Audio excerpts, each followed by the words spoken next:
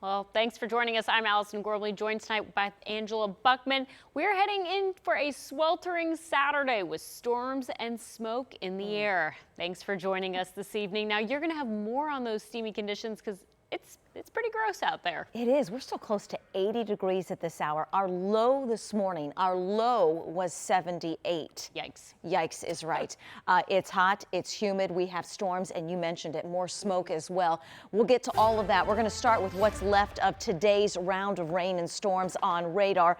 Everything moving very slowly off to the south and east. As we look ahead to tomorrow, we go under a weather impact alert day due to the threat of severe weather. The when between 4 p.m. and midnight on Saturday, 60+ mile per hour gusts, heavy rain that could lead to flooding like it did today. 1-inch hail. We want you to monitor radar before and during outdoor plans. Have several ways to get warnings, and if you're at an outdoor event, know where to go in the event of severe weather. I'll have the timeline, and we are already under air quality alerts for the end of the weekend. I'll cover that in the forecast.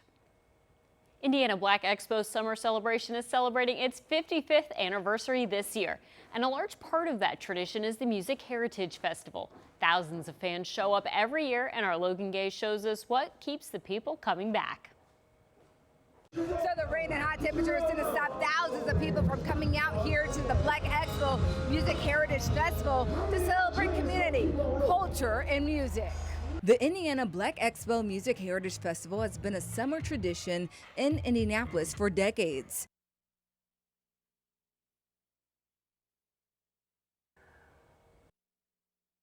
A change for this year's summer celebration has some small businesses owners pivoting, but they say no matter what or where, they're making the most of a big opportunity. So here's what happened. Vendors got a message just weeks ago they wouldn't be able to sell inside Indiana Convention Center. That's because some of the licenses didn't match the requirements for food and beverage sales. Then came that pivoting, shifting gears with the help of IBE's president. They refunded those vendors and worked with them to create an outdoor market. We just won't get the same exposure anywhere else. You know, there are other smaller farmers markets and things of that nature, but this is so much bigger and for the community. As a small business owner, we sacrifice for success. We all have other jobs or responsibilities, school, college, full-time jobs, kids, and families. So being out here is just part of our legacy. Organizers aren't sure if the outdoor market will be back next year, and that's because the streets will be back open after construction. But they say the convention center and the caterer have committed to making sure those licenses and permits are passed well before the show starts. Tonight, federal prosecutors are working to seize the Florida home of a prominent Indianapolis-based developer. They say Andy Card bought the home with millions in city funds intended for a project in Mishawaka. According to court documents, Card's company is responsible for building the Mishawaka Fieldhouse. Investigators say back in 2023, the company filed for disbursement claims. They say that Card claimed that the money was for legitimate construction expenses, but instead, court documents say Card used more than $2 million of that funding on the property in Florida. Federal prosecutors are now looking to seize the Marco Island home. 13 News did not find any criminal charges filed against Card either federally or here in Indiana.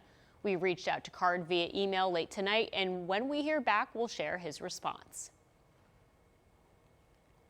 Tonight, a person is dead after a shooting in Lawrence. This was the scene around 4 o'clock this afternoon along Traditions Drive. That's near 52nd and Midhofer. Police tell us the suspect stayed at the scene and officers took the person into custody.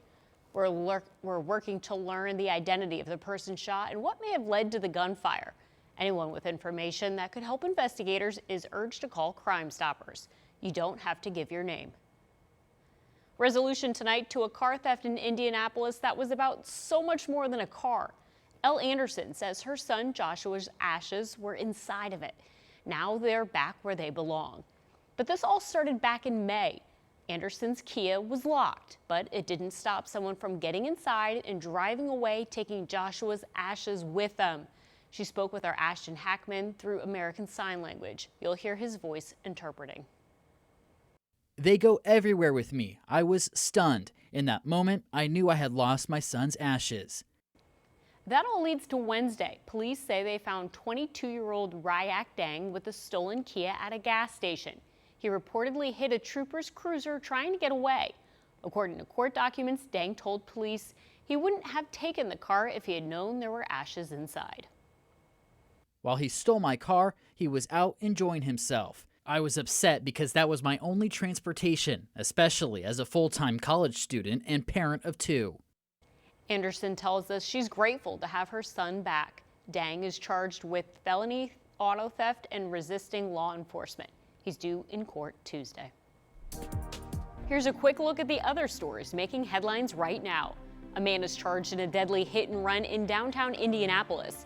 40-year-old Caprice Glass is facing a count of leaving the scene of an accident resulting in death or catastrophic injury. Police say Glass hit Brianna Evans Saturday morning. She was riding an e-scooter at the time near Maryland and Pennsylvania streets. Documents say the car ran a red light before hitting Evans. Beech Grove City School leaders just confirmed someone stole the catalytic converters from its fleet of school buses. They say they're working on a transportation plan for the start of the school, which is July 29th. This also happened back in May.